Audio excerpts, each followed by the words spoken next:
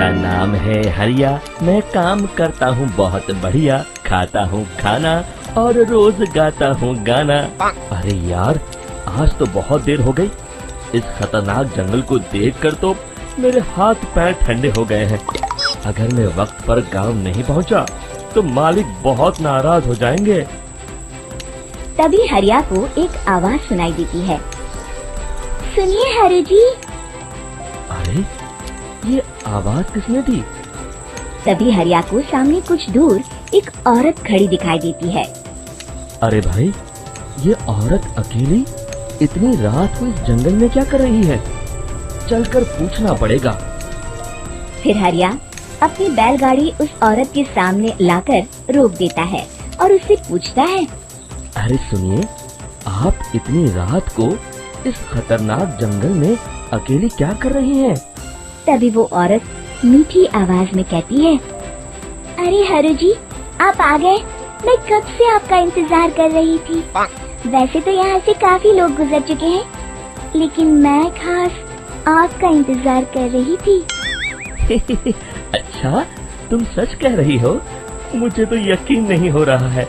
वो क्या है ना, आज तक किसी ने मुझसे इतने प्यार से बात नहीं की। हाँ हाँ हरु जी, मैं सच कह रही हूँ।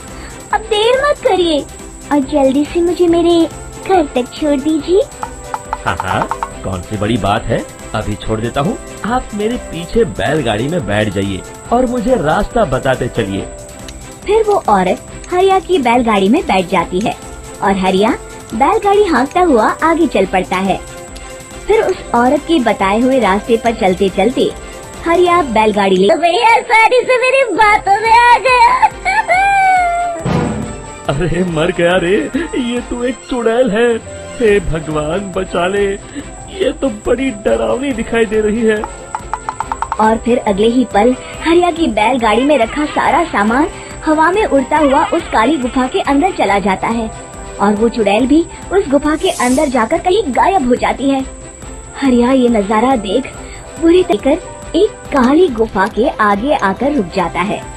हरिया उस औरत से पूछता है। हाँ देवी जी, आपका घर कहाँ है? यहाँ तो एक गुफा के अलावा और कुछ नहीं है।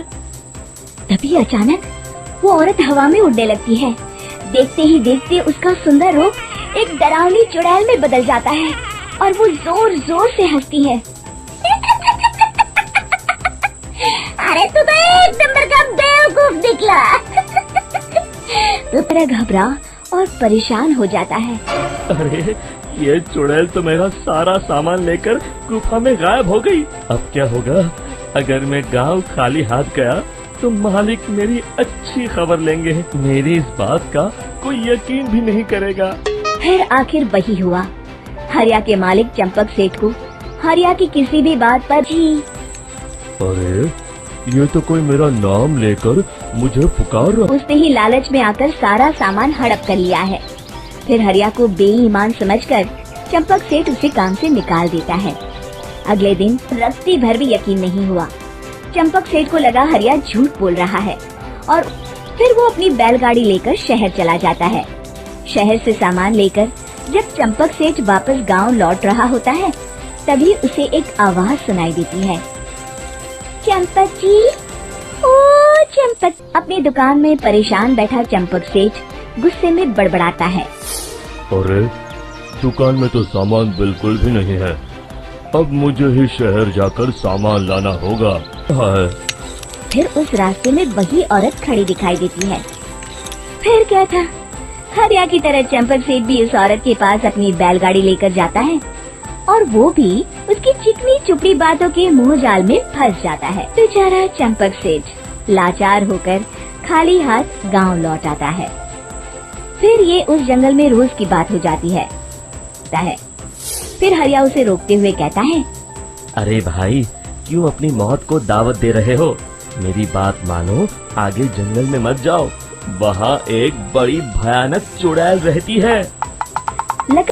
फिर चुड़ैल उसे भी अपनी गुफा तक ले जाती है और उसका सारा जो कोई भी शहर से कुछ लेकर गांव की तरफ लौटता, वो चुड़ैल उसे बेवकूफ बनाकर उसका सारा सामान लेकर गुफा में गायब हो जाती।